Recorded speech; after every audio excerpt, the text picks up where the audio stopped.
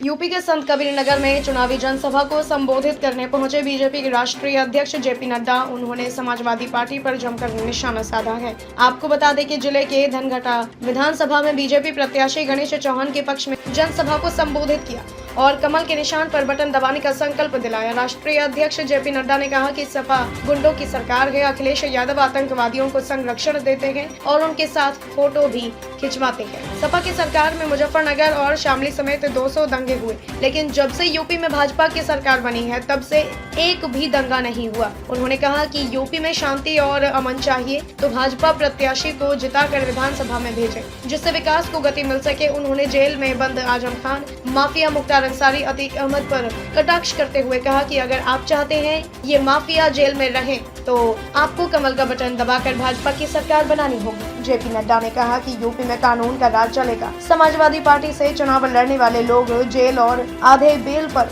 चुनाव लड़ते हैं। यही सपा के शासन में राम भक्तों पर गोलियां चलवाई जाती थी। उन्होंने कहा कि आज करोड़ों जनता के खाते में सीधे लाभकारी योजना का पैसा पहुंच रहा है। अब की बार भाजपा सरकार बनते ही इंटर पास लड़कियों को स्कूटी और युवाओं को लैपटॉप और टैबलेट दिए जाएंगे। डुमरियागंज के सांसद जगदम्बिका पाल ने कहा कि यूपी को पहले दंगा प्रदेश कहा जाता था, लेकिन जब से भाजपा की सरकार बनी है तब से दंगाई जेल में है।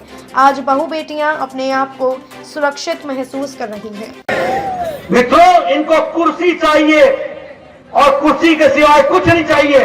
और हमको कुर्सी नहीं, कुर्सी माध्यम है जिस माध्यम से उत्तर प्रदेश की सेवा करने का रास्ता चाहिए। ये आपको ध्यान में रखना चाहिए कि गणेश बाबू को चुनाव जिताइए। यही विकास का रास्ता है, यही शांति का रास्ता है, यही समृद्धि का रास्ता है, यही आपके साथ सहयोग करते हुए आगे बढ़ने का रास्ता है। मुझे पूरा विश्वास है कि आप नरेंद्र मोदी जेपी नड्डा योगी। और अभी आप लोग बिना मास्क के सट के बैठे हुए हैं, ये किसके कारण है? इसलिए कि मोदी जी ने दो टीका, डबल इंजन का दो टीका लगाया हुआ है आप लोगों को, तब देश बचा है। और कितना लगाया है? योगी जी ने 24 करोड़ से ज्यादा और योगी जी ने और मोदी जी ने 175 करोड़ लोगों को मुफ्त टीका लगा करके किया। अब यहां भी हम आपसे पूछना चाहेंगे, 71 करोड़ लोगों को लगाया है, ये भी हमको याद है। और मैं पूछना चाहूंगा, अखिलेश जी बोलते थे कि नहीं टीका मत लगाओ, बोलते थे कि नहीं बोलते थे?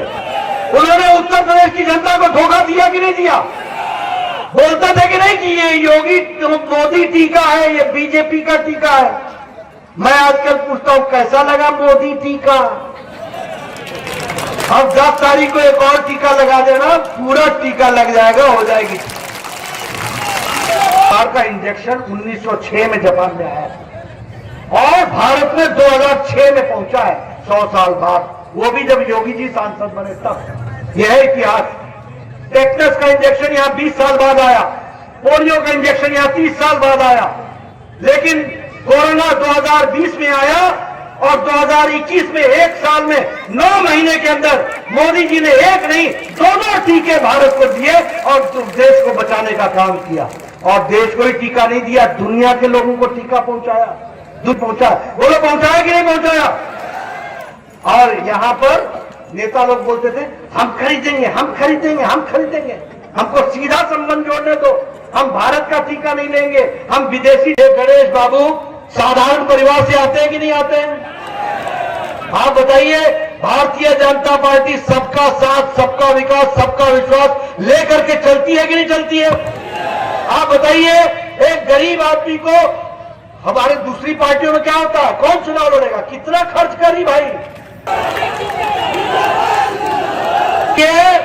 इसलिए देखो, यही पार्टी है जो गरीबों को आगे बढ़ाती है, यही पार्टी है जो गरीबों के आंख के आंसू पोंछती है, यही पार्टी है जहां पैसे वालों को नहीं लड़ाया जाता है, जहां कार्यकर्ता को लड़ाया जाता है, जहां जमीन से लगे हुए लोगों को लड़ाया जाता है। तो आदमियों से ऐसा गहरा रिश्ता कैसे है? क्यों है? क्या लगते हैं आपके? आप आतंकवादियों को बचाते हो? मित्रों, अगर आप किसान हैं और चावल के एक दाने से किसान चावल की किस्म पता करवाते हैं तो हम लोग भी राजनीति करते हैं। राजनेता की एक हरकत से राजनेता की नीयत को पहचान लेते हैं कि उसकी नीयत कैसी है। मेरा ये आरोप है कि समाजवादी पार्टी का संबंध आतंकवादियों के साथ है।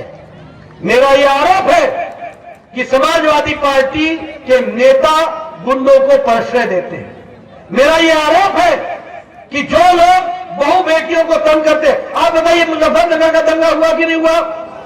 अखिलेश जी के जमाने में 200 दंगे हुए कि नहीं हुए? और योगी जी के टाइम पर एक भी दंगा नहीं हुआ, एक भी दंगा नहीं हुआ। मेरे से एक पत्रकार ने पूछा, आजकल आप आतंकवाद पर बोल रहे हैं, ये आतंकवाद कहां से आ गया? आतंकवाद आ गया, ये दोनों साथ ही चलते हैं। जैसे अखिलेश आए वैसे ही वो, अब वो आजम खान को साहब बोल करके संबोधन करते हैं। जो जेल में है पता नहीं रिश्ता क्या है, कितना गहरा रिश्ता है। आदमी मुजरिम हो गया, जेल में पड़ा है। मेरे से एक पत्रकार ने पूछा, ये जेल में है, ये आपकी सरकार है? मैंने कहा हमारी सरकार है, कानून हमारा तो नहीं है, निकलवा लो। निकलते क्यों नहीं है? न्यायालय है, जाओगे कैसे? अरे कानून का राज चल रहा है, कानून का राज चल रहा है। जो कानून हाथ में लेगा अंदर जाएगा, ये याद रखना चाहिए, हमको समझना चाहिए। मेरी बात अगर गलत है तो मुकदमा चलाओ मेरे खिलाफ, लेकिन मेरी बात अगर सच है तो फिर एक भी वोट समाजवादी पार्टी को नहीं जाना चाहिए, एक भी वोट अखिलेश को नहीं जाना चाहिए, ये ध्यान रखो। ये उत्तर प्रदेश के सुरक्षा का सवाल है, ये उत्तर प्रदेश के शांति बनाए रखने का सवाल है। ये क्या कारण है कि 2007 में बम फूटते रहते, और ये क्या कारण है कि 2014 के बाद या तो ये जेल पर होते हैं या ये उत्तर प्रदेश छोड़ के भागते हैं। और ये क्या कारण है कि इनके चुनाव लड़ने वाले लोग आधे जेल से लड़ते हैं, आधे बेल पर लड़ते हैं। अभी अहमदाबाद का फैसला आया 3 दिन पहले, 70 मिनट तक बम ब्लास्ट होता रहा अहमदाबाद में 7 जगहों पर। देश के इतिहास में पहली बार आतंकवादियों के खिलाफ इतना कड़ा फैसला आया है। 38 लोगों को सजाए मौत हुई है, 38 लोगों को सजाए मौत। और उसमें एक आजमगढ़ से भी है जिसका नाम है मोहम्मद सैफ, और उस मोहम्मद सैफ का जो पिता है उसका नाम है शादाब अहमद मिस्टर, ये आजमगढ़ का रहने वाला है। इसकी अखिलेश जी के साथ गले मिलते तस्वीर कैसे आती है? ये समाजवादी पार्टी का कार्यकर्ता है। अब कई लोग बोलते हैं कि समाजवादी के लोग गुंडागर्दी करते हैं। गुंडा शब्द तो बड़ा हल्का है। अब तो समाजवादी वाले आतंकियों के साथ घूमते हैं। अभी से कहने लगे 10 तारीख का इंतजार करो, 10 तारीख का इंतजार करो। रस्सी जल गई, बल गया नहीं। 10 तारीख को इनका बल भी उतार देगा, ये मैं आपको बताना चाहता हूं, ये आपको ध्यान रखना होगा।